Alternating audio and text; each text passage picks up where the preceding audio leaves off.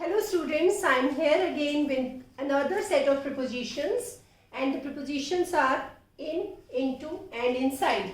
लेकिन इससे पहले मैं क्लास शुरू करूं, अगर आपने मेरा चैनल सब्सक्राइब नहीं किया है तो प्लीज़ मेरे चैनल को सब्सक्राइब करो ताकि आने वाले वीडियोस की अपडेट आपको साथ के साथ मिलती रहे। तो मैं शुरू करती हूँ फर्स्ट प्रिपोजिशन से, that is in. So when we are talking about the use of in, there are various situations I have written on the board. ये ज़्यादातर कॉमन सिचुएशंस है जो हमारी डे टू डे जब हम बात करते हैं इंग्लिश में तो यूज होती हैं। First situation is to express a period of time. जब हम किसी पर्टिकुलर टाइम के पीरियड की बात करते हैं, जैसे कि अगर हम किसी पर्टिकुलर महीने की बात करते हैं, साल की बात करते हैं, सीजन की बात करते हैं, या अगर जैसे दिन भर में जो डिफरेंट पीरियड्स होते हैं डे के, उनकी बात करते हैं, तो हमेशा हम इन का यूज करते हैं। For example, I will go to my parents house in June, और in year 1980 the situation was not that bad, or I can say that I'll come to your house in summer. So अगर इस तरीके से हम किसी particular season, month, year या दिन भर के किसी पर्टिकुलर पीरियड की बात करते हैं तो हम इन यूज करते हैं। The second situation is to indicate that something or somebody inside an area or in an enclosed area. तो एरिया का तो आपने एरिया के बारे में मैथ्स में भी पढ़ा है। एरिया क्या होता है? एक पर्टिकुलर जो ज्योग्राफिकल बाउंड्री होती है उसको हम एरिया कहते हैं। तो जैसे अगर मैं यहाँ पे बोल रही हूँ he is in Delhi right now, so Delhi की एज अ स्टेट एक ज्योग्राफिकल बाउंड्री है और वो इस वक्त दिल्ली में है, तो मैंने बोला ही is in Delhi right now. बहुत सारे एग्जाम्पल्स आप इसमें यूज कर सकते हो। इसी तरीके से मैंने यहाँ पे बोला एनक्लोज्ड एरिया। सो जब मैं एनक्लोज्ड एरिया की बात करती हूँ, सो एनक्लोज्ड एरिया मीन्स कि जो चारों तरफ से जो एनक्लोज्ड है, बंद है।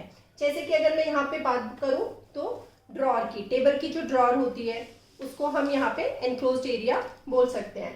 For example, I can say that my books are kept in the drawer, और you can use it for different situations where there is an enclosed area. Next situation is to show a movement or a position. Like if I'm talking about a particular object, so that and उसकी मैं उस object की जो position है उस वक्त उसकी मैं बात कर रही हूँ तो मैं in use कर सकती हूँ। The train is in motion, right? Next is to identify someone or to point out at somebody. जैसे अगर कोई जा रहा है या कोई है पास में, मैं उसकी तरफ इशारा करके बोल रही हूँ कि उसके बारे में कुछ बोल रही हूँ, तो मैं यहाँ पे इन यूज कर सकती हूँ। For example, the girl in the blue dress is beautiful. वो लड़की जो ब्लू ड्रेस में है वो सुंदर है। तो इस तरीके से ये सिचुएशंस है जिनमें आप इन का यूज कर सकते हो। यहाँ पे मैं एक बात बोलना चाहूंगी, क्योंकि मैं इनसाइड का भी आपको एक रूल समझा देती हूँ।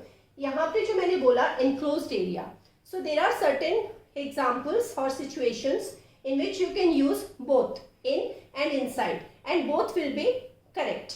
For example, I can also say here, जैसे मैंने बोला the books are kept in the drawer, तो मैं यहाँ पे ये भी बोल सकती हूँ the books are inside the drawer। दोनों इस सिचुएशन में ठीक होंगे। तो inside की जब हमने बात की तो वो enclosed area अगर हम स्पेसिफाई कर रहे हैं और उसमें हम दोनों को यूज कर सकते हैं, in को भी और inside को भी। Now let me come to another preposition, that is into. This is into. Now situation is to express a change in condition. Change in condition means कि अगर कोई चीज किसी में परिवर्तित हो गई, ट्रांसफॉर्म हो गई, तो उसमें हम into का यूज करते हैं। यहाँ पे मैंने बहुत ही कॉमन एग्जांपल दिया है। बचपन में आप पढ़ा होगा आपने कोई फेरी टेल्स जो होती हैं, उसमें the frog transformed into a prince.